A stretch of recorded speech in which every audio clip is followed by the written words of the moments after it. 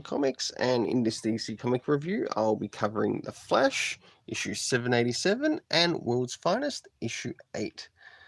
So I'll get things organized to show things that, or to show the one that I'll be covering first, and that one is 787. So first things first, does this cover in any way, shape or form connect to something that's happening inside with the story? Sure enough it does, because in this issue we're wrestling across the multiverse. And I must admit, it is an interesting concept brought in here by Joe Adams. And for this cover, it gets a 7.5 out of 10. I'll now start to move into the internal arts, which we'll get to have a look at what's happening internal art-wise around the beginning, middle, and of course the end. Catch up with the cast of characters, what's happening here, and everything else that makes up this amazing story. So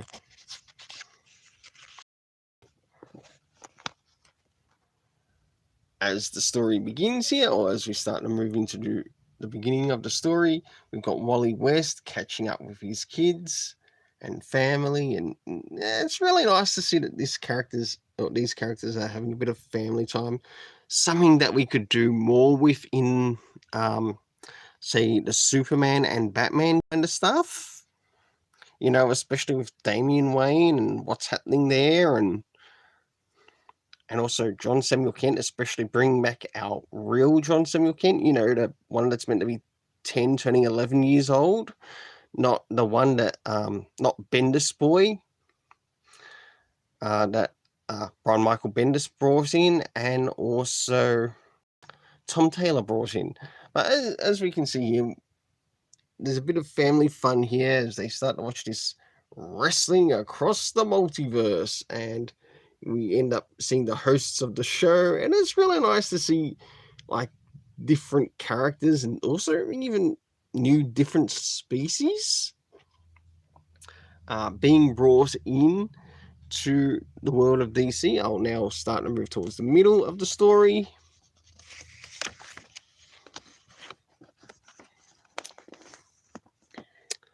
And as things start to advance in the middle of the story, we've got, yes, Omega Bam Man. You could almost call him Omega Bam, just the way it sounds. And of course, he shows off his threads. And as we continue, we actually learned that this is actually happening in, I think it's Central City, where Wally West is situated. And I certainly find that interesting, and he realizes, okay, even though it was originally thought to be choreographed, the situation gets very real here for the people in this particular universe, and they don't expect it to happen, what actually happened here.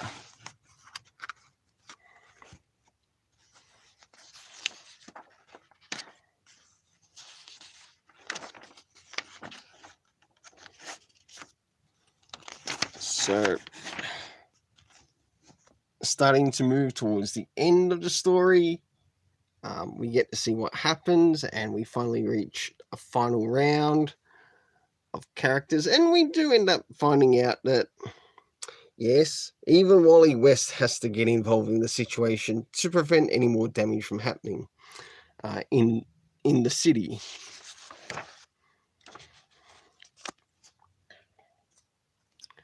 And it's really well done. You even see the kids be really excited for their old man and their place, knowing that, even he's willing to go out of his way to make sure no more harm and damage comes to where they actually live. So for the internal art, I gave it a 7.5 out of 10. Now it's time to move into the story. First things first, did we get any comic references that might have connected to the story? No, we didn't, but does it affect the story rating? You'll soon find out. Next area is the area of time. Now, what was the closest thing we sort of got to time here? Well, the closest thing that we sort of got to time here was actually the rounds in relation to the fights. And we got rounds 2, 3, and of course the final round, which was seen a little bit closer towards the end of the story. Moving into the area of location, the main locations that I could sort of make out in this story were, of course, the city where Wally West lives and also the Wally West home. Cast of characters consisting of Wally West, Harry West, of course, his missus. We also had Kragenbergs, I think it is.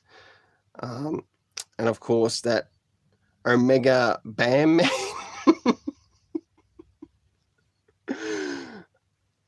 For the overall story rating, I gave it a 7.5 out of 10. I'll now get things ready for World's Finest.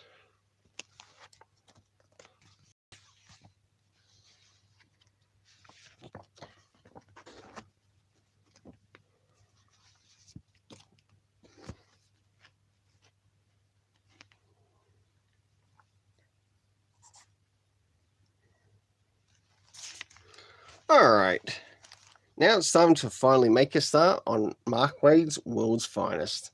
So first things first, do these covers in any way, shape or form connect to something that's happening inside with the story?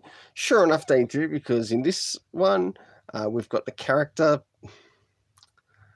Thunder Boy or whatever it is, Boy Thunder, even though that's not going to be somewhat his official name, but it's just one that's out there. And of course, in the other one, we've got our favorites, Batman and of course Superman together in a really nice variant cover. So for the first cover, I gave it a 7.5 out of 10, but for the variant cover, I gave it an 8 out of 10. So it's now time to move into the internal art, which we'll look around the beginning, middle, and of course the end. And I'll get that set up now.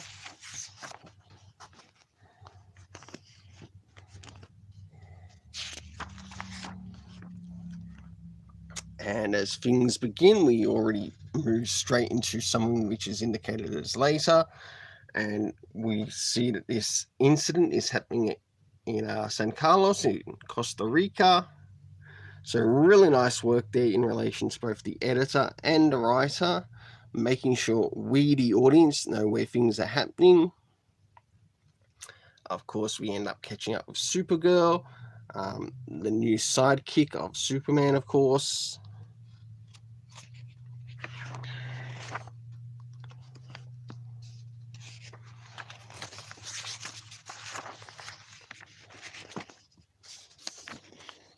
As we start to draw closer towards the middle of the story, that Superman's new sidekick is actually put into, say, a pressure point situation to which he either has to make the decision of not properly going out of his way to save the people in trouble, or to drum up the courage and actually go and save the people, which I thought was really well done. Of course, moving into some things that take place here, and Superman and others taking care of other people who need some saving. Really nicely done, absolutely wonderfully executed. Then of course we move into a little bit later in the story, where an explosion happens, and of course Superman's new sidekick finally makes the decision to do the right thing.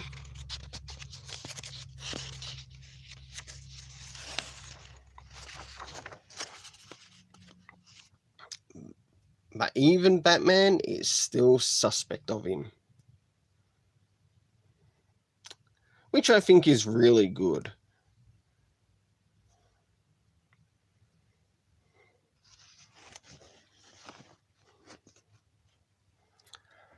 So for the internal art, I gave it a 7.5 out of 10. Now it's time to move into the story rating. First things first, did we get any references to any of the previous issues? No, we didn't. or maybe an issue that might be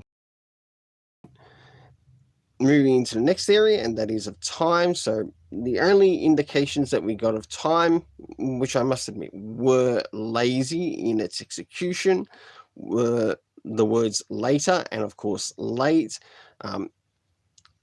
Something better could have been set up was maybe set it around, is this happening in the AM? Is happening in the PM of the story? And when exactly is it happening in that time period? And I think that would make the story be a little bit more workable, and it would actually work better in relation to, say, maybe Batman's character more so than Superman's, as you could sort of bring it out like a bit of a recording as to what Batman is doing in this time period. So moving into the next area, and that is location.